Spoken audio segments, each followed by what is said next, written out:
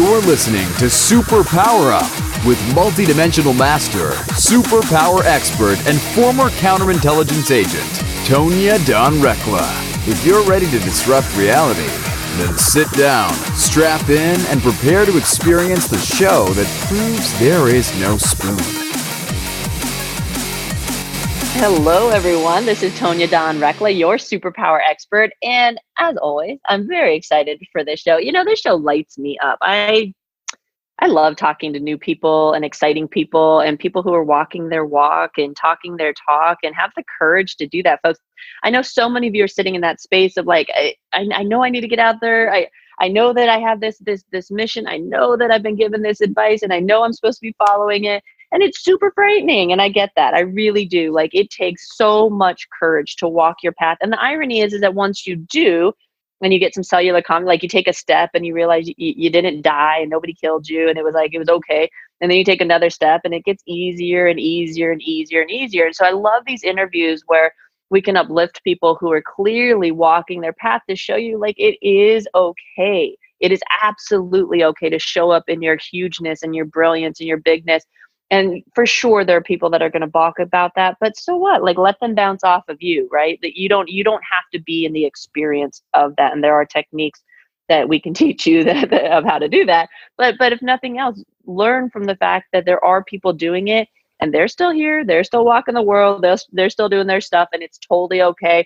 And not only that, but they're having fun and they have families and they have spouses and they have children and they live life just like you do, just perhaps with a little bit more clarity and divine inspiration.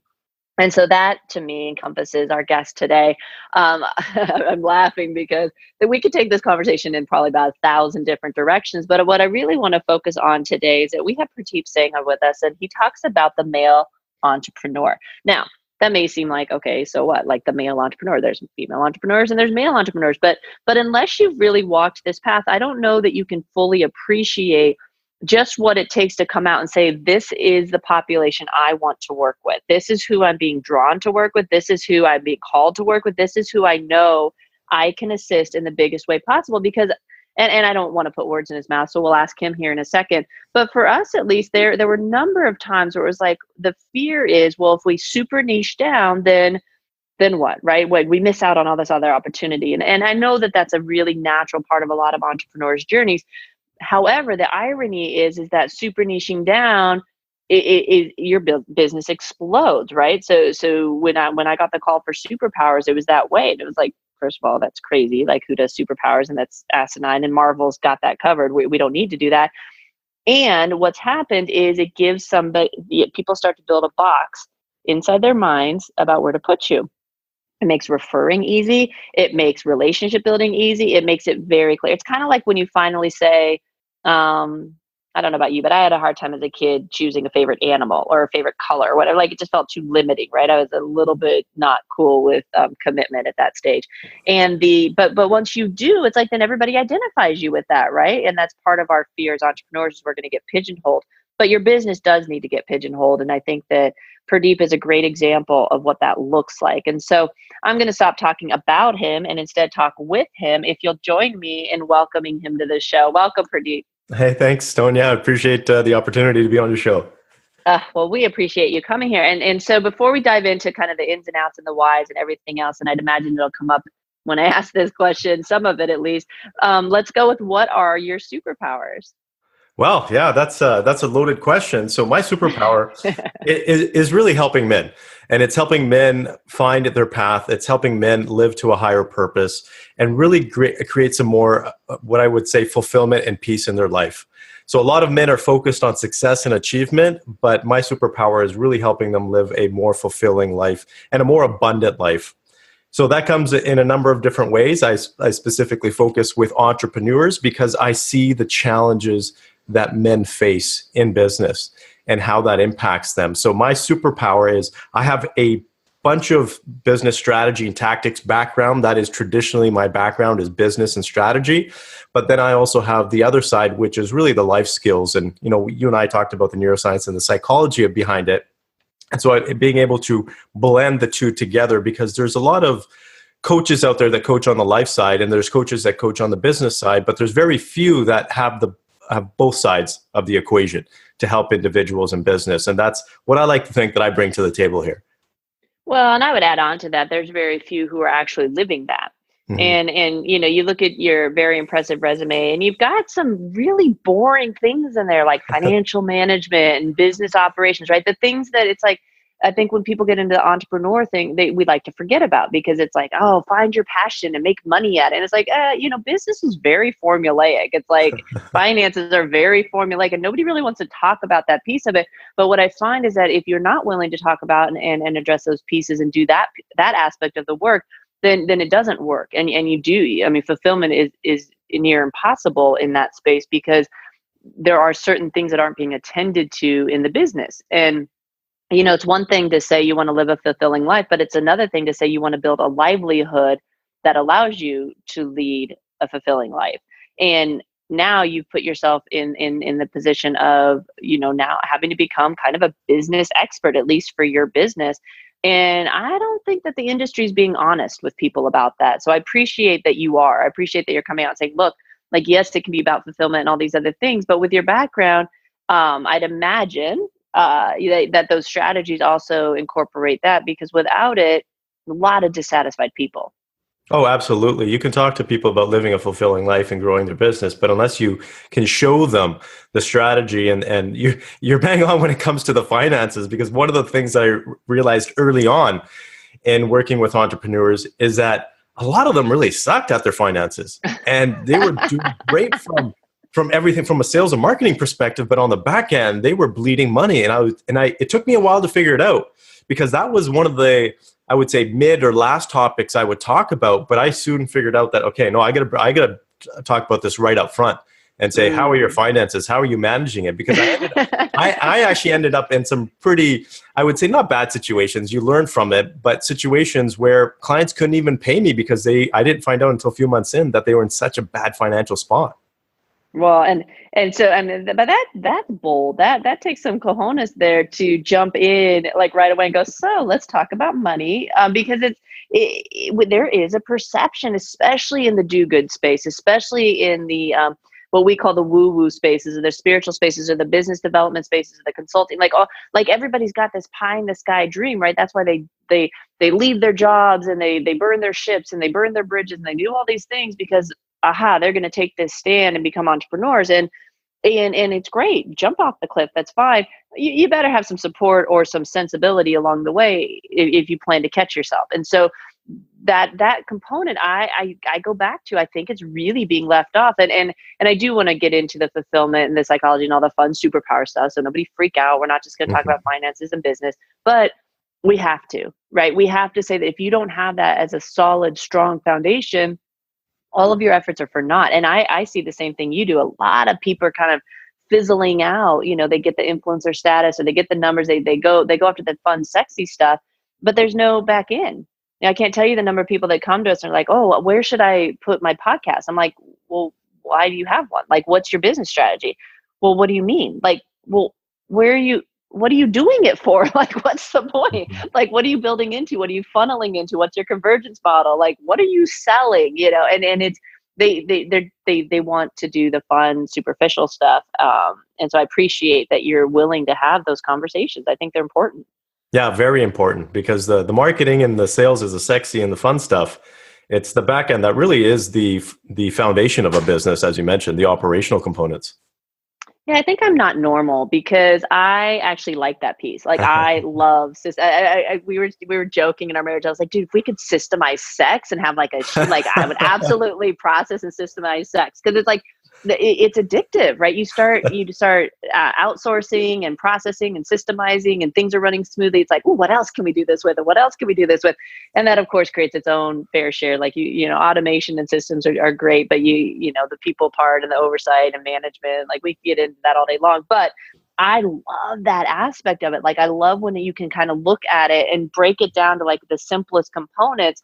And that's what we did with the podcast, is we actually created like the McDonald's of podcasting, right? Put pickle here, right? And we broke it down to the smallest task possible, which was how we were able to scale it as well as we did, and as quickly as we did.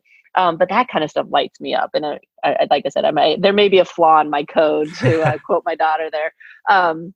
Anyway, so we're going to take a quick break, but when we come back, I want to dive into like this concept of the male entrepreneur and the fact that you even have the audacity to think that men want fulfillment, right? Like that's weird. That's like, we don't talk about that, which of course men want fulfillment, but that's never really been the leading dialogue, right? Men want, like you said, success or achievement. And so I love the fact that you call that out. Before we jump into the break, though, let's share with people where they can go to find out more about you, because I'm sure you've intrigued them already at this point. Yeah, the simplest, easiest way is the www.themalelentrepreneur.com. Easy peasy. I like it. All right, folks, stick with us. When we come back, we're going to talk with Purdeep about this mission of his and about why he's diving in or has dove into it and is doing so well with it, and what we're going to give you some actually actionable kind of things you can start thinking about, whether you're a male entrepreneur, a male entrepreneur. Some of you are like, man, I wish my husband was listening to this. And so we'll give you a little bit of food for thought on that. But we're talking today with Purdeep Sangha. We're talking about inspiring male entrepreneurs. Don't go anywhere. We're going to be right back, folks. Are you here to change the world? Do you talk about things like vibration, frequency, awakening, and consciousness? Are you pretty sure you have superpowers? The Superpower Net is unlike normal coaching programs and conscious communities. We provide training, intuitive guidance, peer-to-peer learning, intensive one-on-one coaching, and a high vibrational network of people just like you. When you join the net, you get 24/7 access to a collaborative group of people who support you as you master your personal power and unlock your superpowers. If you're ready to use your superpowers to change the world, then join the Superpower Net today. Visit superpowerexperts.com/the-net to learn more. Awesome. We're back. You're listening to the Super Power Up Network here, and we are talking with Purdeep Sangha today about inspiring male entrepreneurs. He is at themalelentrepreneur.com, so make sure you check that out. All right, as promised, folks, because I like to be in integrity. We said that we were going to talk about this mission of yours and how you even came to, I want to work with male entrepreneurs. Like how, with your background and with everything that you bring to the table, what inspired that? Well, where do I start? So I can tell you the beginning was really, since I was 17, I was a personal trainer. So I was always into helping other people transform their lives and actually live a better life. It just so happened that I fell in love with my high school sweetheart, and I was with her for about a decade, and things just fell apart. Our relationship we went separate ways, and that just broke me apart. And I really sat down and I said, what led to the failure of our relationship? And that's when I started studying the psychology of relationships and men and women and some of the differences in how relationships are. And it kind of led from there to me being in the corporate world. I was an executive, and I was an executive, very successful, but I was very unfulfilled. I was on paper living the dream. I have a beautiful wife. I had a young child at that time, but I was totally unfulfilled and not happy whatsoever. And I had this burning desire inside of me because I grew up in a family business. We grow apples and cherries, and a business was always a part of my life. And I had a yearning, and I remember this moment. It was almost like it was yesterday. I don't know the exact age. I was around maybe 7 or 8 or 9 years old. I was playing on the driveway with Hot Wheels at that time. And this thought came into my mind that I want to be a business owner of my own business, helping people and making this world a better place. And that's always kind of stuck with me. And it stuck with me to a point when I was an executive. I literally just walked into work one day and quit. And I said I was done.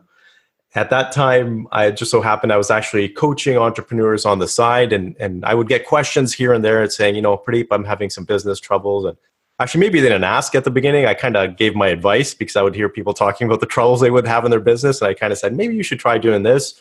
Mm-hmm. And I just kind of built a reputation in my social circle, and it kind of spread from there of being able to help entrepreneurs. And once I quit the corporate world, I was kind of like, okay, oh no, like, what do I do now? Because I was in the finance space, and it's actually a really small world because when I left, mm-hmm. I didn't realize this until after, they weren't very happy. And because they thought I was dedicated to them for life, And just the word spread. And I did burn all bridges at that time, but it was probably the best thing that I could have done because it forced me to move forward. And I started my business full time coaching, and one thing led to another. And I've always had this deep yearning to help men because I've seen the challenges that men face in their lives. My father was such an amazing person, a loving man, but he had his own challenges as an entrepreneur. He faced alcoholism. He had some bad habits. And I just saw the challenges that he had in terms of the relationship with my mother. He was always a great father and loving, but he went through a lot of challenges. And I said, I just don't want to see other men face those challenges, especially when they don't need to. And for men, we don't have the support network that women do. And very honestly, there's a lot of female entrepreneur groups, there's a lot of female groups out there in general, but very few for men. And it just organically led me to the path where I was helping more and more men, not just on the business side. So this is where you and I think, have some similarities in our path, is I would go into this environment trying to help entrepreneurs on the business and the strategies. And I soon realized that 80% of the work that I was doing was on the psychology side, was on the mindfulness side, was getting them to a point which I really focus on is a self-mastery, aligning them internally with their energy, their thoughts, and their emotions to be able to take the business strategies and tactics and be effective. Because I can give two men the exact same business strategies and tactics, and one will completely outperform the other one. And it's all based on their internal environment. And I just became more and more intrigued. And I really openly said, oh my God, like there's this huge niche, there's this huge gap. And honestly, a lot of men are stubborn too. No one wants to admit that they need help, especially entrepreneurs. They don't want to. So you kind of have to pry it out of them. But there's something else that really accelerated what I'm doing right now and has put me at this point right now, which is the movement that we've seen with this whole concept of toxic masculinity. And how men being masculine now, it's almost a negative. And I've seen a lot of people suffer. This actually started 2 decades ago when I came out of that failed relationship. I was talking to a lot of the top relationship psychologists at that time, and they started to tell me about the shift that was happening in society. So I started to follow, and lo and behold, it actually started to become more and more true, where men are having a tough time right now with their own masculinity. And a lot of men don't feel like they can really express themselves from a masculinity standpoint. Therefore, they're holding it in. It's causing frustration. It's causing challenges in their business. And ultimately, what's happening is it's impacting their ability to be in a healthy, in a very successful, passionate, fulfilling relationship with their spouse. And then it's impacting the way they're raising their children. Well, I would say it's even bigger than that. I think that it's a complete redefinition. So the feminine energy, the women's movement, all that stuff, like it had decades to flesh itself out in its complexities and its intricacies. And we saw so many faces of the feminine come forward, and we all got to play in that and got to experience it and then reel against it and then not want it. And the Me Too movement, like all of this stuff is happening. But regardless of where you fell in those conversations, the conversations were happening. Yes. And they haven't happened yet. They are starting to for men.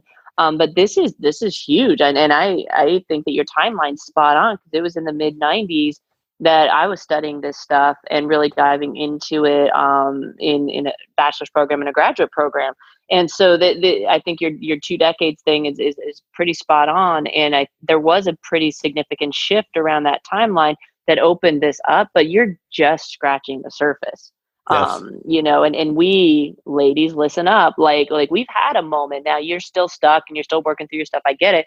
But there is a big call. Like we have to be able to hold this container for that male dialogue. And it scares the crap out of a lot of us. And we don't like it. And we don't like to think that they're weak, and we don't really like them when they're being strong. And we got all this crap that goes along with it, but that's ours to deal with, right? It's our turn to hold that container and let that conversation start to unfold, because you all have to have that we can't have it for you. We certainly have our ways that we want you to be, but it's up to you all what that's going to look like and how you're going to flesh all of those nuances out.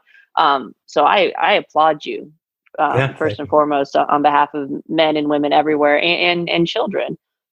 Yeah, thank you. I really appreciate that. It was an interesting time when I decided to create the brand, the Male Entrepreneur, and I came out with it very specifically. And it was very interesting to see what happened at first, because I got a lot of challenge on both sides in terms of both men and women. Shocking. Yeah, very shocking. But I also got a ton of support and a ton of praise. I can tell you right now, which is the most interesting thing. With you see my logo, which is the logo symbol is a lion, the face of a lion, and it's meant to be in the shape of a shield, because it's about being noble, it's being about protective, and strength. And I had more men challenge me on the concept of the male entrepreneur than I had women, which was the most interesting part. I had even my own. I could have told you that. I could have told you that was going to happen. Yeah, it was interesting. I think it's great. I even had my own friends, which solidified the direction that I was moving in. I said, okay, this is actually really true, because I had my own friends say to me, Purdeep, I love your logo, I love your t-shirts, I love everything, and I would love to get one. But I have female clients and I just don't know how they're going to take it. Yep. And I just said, okay, I'm onto something, because men are afraid of being men. And this was very interesting. So I just I haven't looked back now. And I say the most important thing for me is really having open dialogue and having context behind this, because I think, when the pendulum swings, it needs to swing in a healthy way. And it needs to be based on dialogue. And it needs to be based on what I call mindfulness. And that's why I talk about men need to be alpha males, but they need to be mindful alpha males. That is the most important thing, is be mindful in terms of where you stand, your position, how you're actually interacting with the world, and the impact that you're having. And so that's my message. And it's starting to get out there. You're absolutely right. It's scratching the surface. We have people like Jordan Peterson, for example. He's actually not too far from here, that expressing his views in a certain viewpoint. I don't agree with everything that he says, but I do believe that people need to have the conversation, because if people are afraid of having the conversation, we're not going to make any progress. Surprisingly, I have a ton of women that reach out and say, thank you so much, because men need this. They see it themselves. And I think underlying, some of the women out there want their men to stand up more for themselves. Well, and I would amend that and say you have a lot of developed women and confident, secure women who are applauding you, because it's threatening to any of us.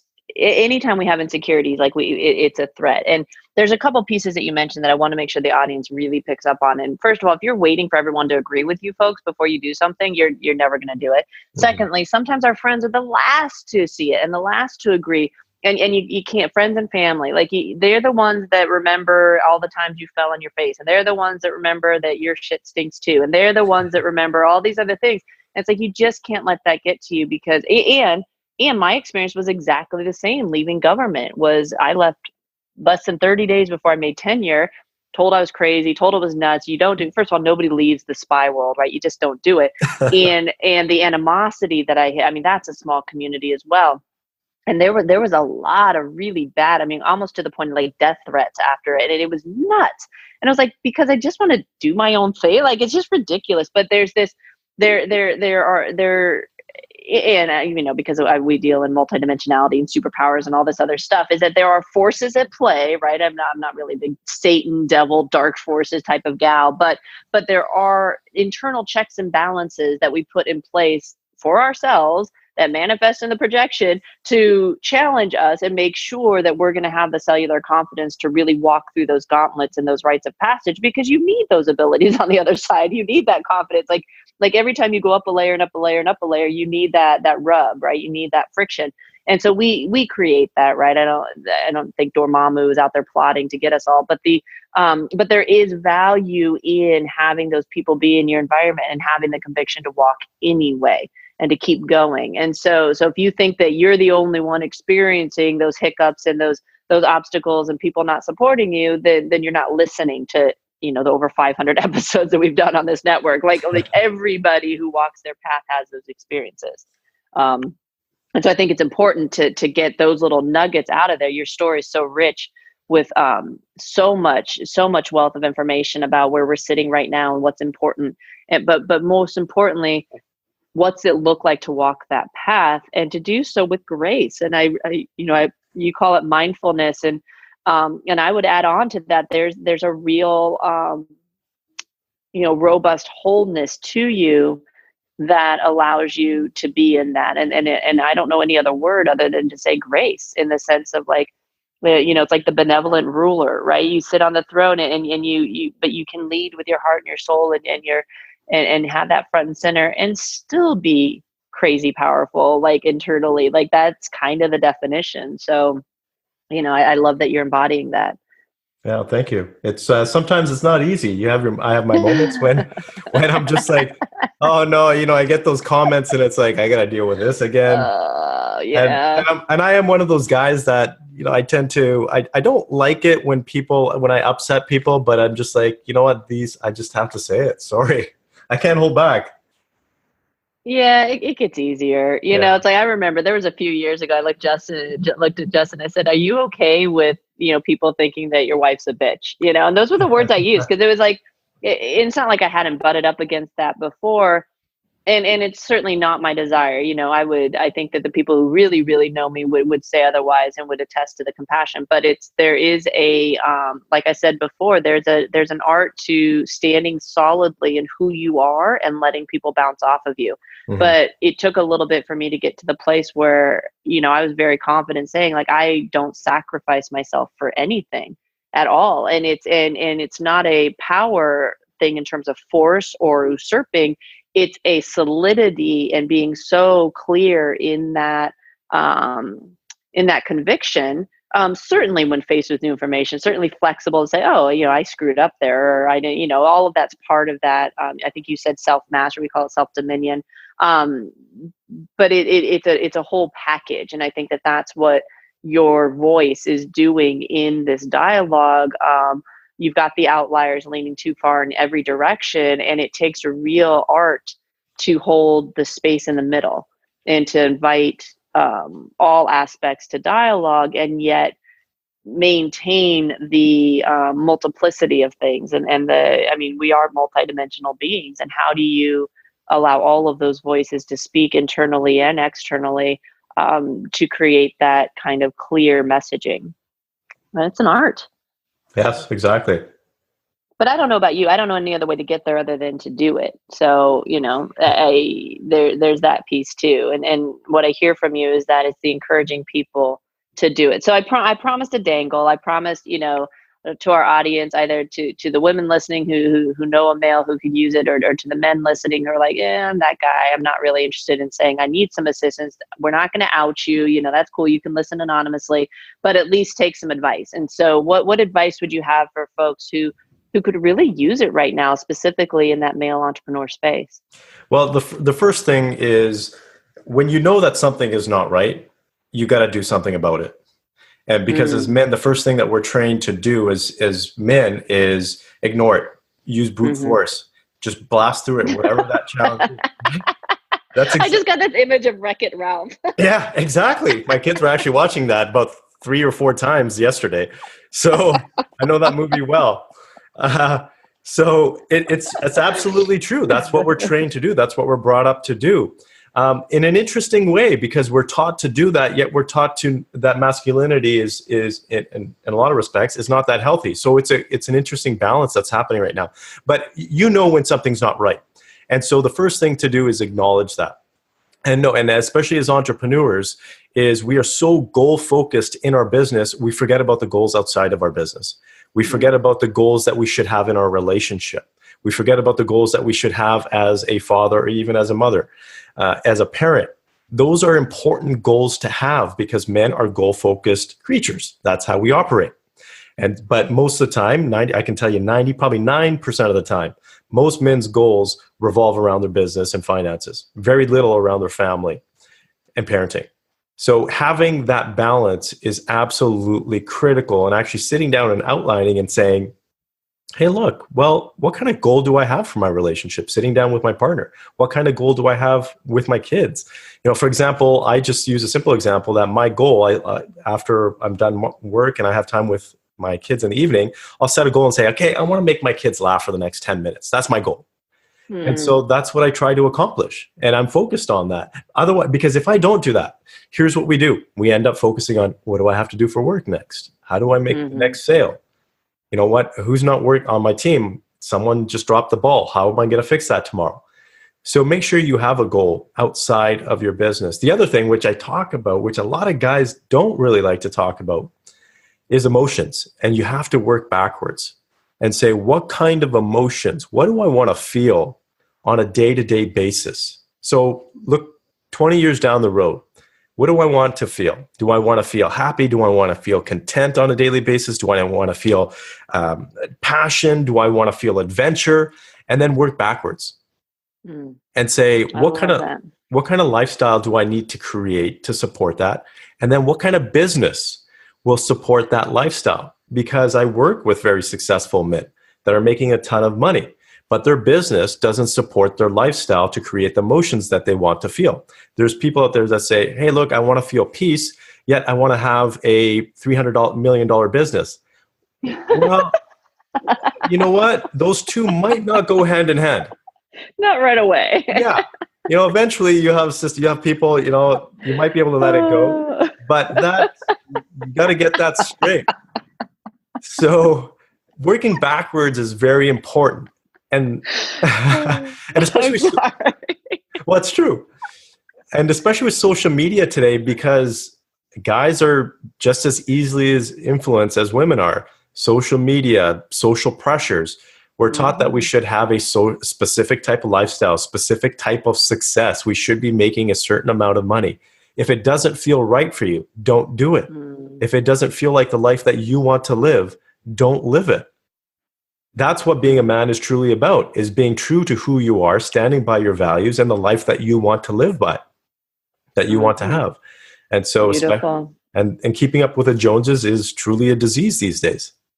Well, and you said it earlier too. It's like there's, or you alluded to it, and then I took it off in a different tangent. But the idea is that you don't know what's going on, folks. Like the grass is always greener thing. Like, come on. And social media just made it all that much worse, which is laughable. I love social media. It's such a great sociological experiment. And it's like, really, like, I think it's really giving us an opportunity to stake a claim and say, wait, what's important here? And it makes it makes it that much easier to lose yourself. Like all of these movies coming out, like Ready Player One and all this stuff, that you can lose yourself in those worlds. And that's fine, like if that's what you choose to do, but it's a fictitious environment, like that's fine, but there are other ways to probably accomplish what you say you want. And probably in diving around in social media isn't in alignment with that peace thing that you were talking about. But I love that that's what you're talking about, and encouraging people to look at that whole package. And that's why I was having trouble not laughing about, actually I didn't even bother not laughing about the whole, wanting peace, and why the 300 million or billion, whatever it is you think your vision is. It's like, be careful what you ask for. And it's a great example, folks. Our story, but we knowingly stepped into building this behemoth of an organization. And we stepped in, we dipped our toe in initially, and we're like, wait, we don't want this. Like at that time we were traveling full time. We were doing all this stuff. It's like, wait, why do we want a giant corporation? Like, are we sure that's what we wanted? And we were seeing the vision. And so it was hard to back off from that because the vision was so clear. But sometimes, folks, that vision is a not right now thing.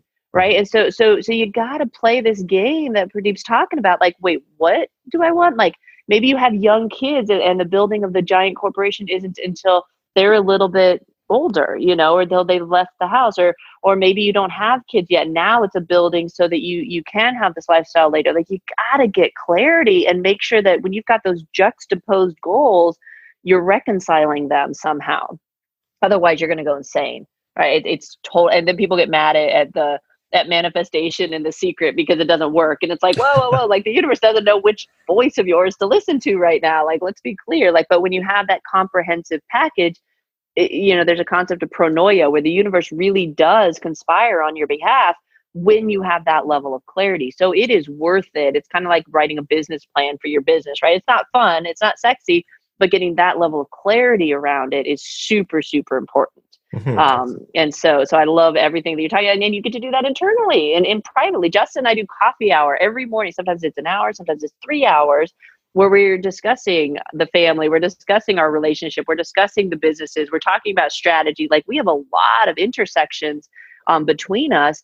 And that's a commitment that we've made to make sure that we don't grow apart or we don't drag things apart. But it's a commitment every single morning that we choose to engage in. Now, you may not be in that situation with a spouse or with a partner, but do that internally. Like, have your own board meeting inside and be like, okay, who wants what? What's going on today? You know, because you've got all these different voices internally also. So I love everything that Purdeep is talking about. You're awesome. You make me smile. I appreciate it. I don't know if your goal today was to make me laugh, but you did. And so you get extra credit for that. And I just appreciate everything that you stand for and what you're presenting to the world. So if he resonates with you folks, check his stuff out. Get in touch with him, follow him, do all that fun stuff that you can do. Just, drift off of him, rub up against him, rub elbows, do something because he's walking a pretty solid path. And I know a lot of folks could stand to walk beside you on that. So thank you for modeling that. Oh, my pleasure. Thank you, Tonya. Beautiful. Let's remind folks one more time where they can go to learn more about you. Yep. The easiest place to go to is themaileentrepreneur.com. Beautiful. All right, folks. Well, Purdeep, again, thank you so much. And thank you for being who you are in the world. And to all of you out there, as always, we appreciate your loyalty. Thank you so much for listening. And until next time, go out, uncover your superpowers, and change the world. Take care, everyone.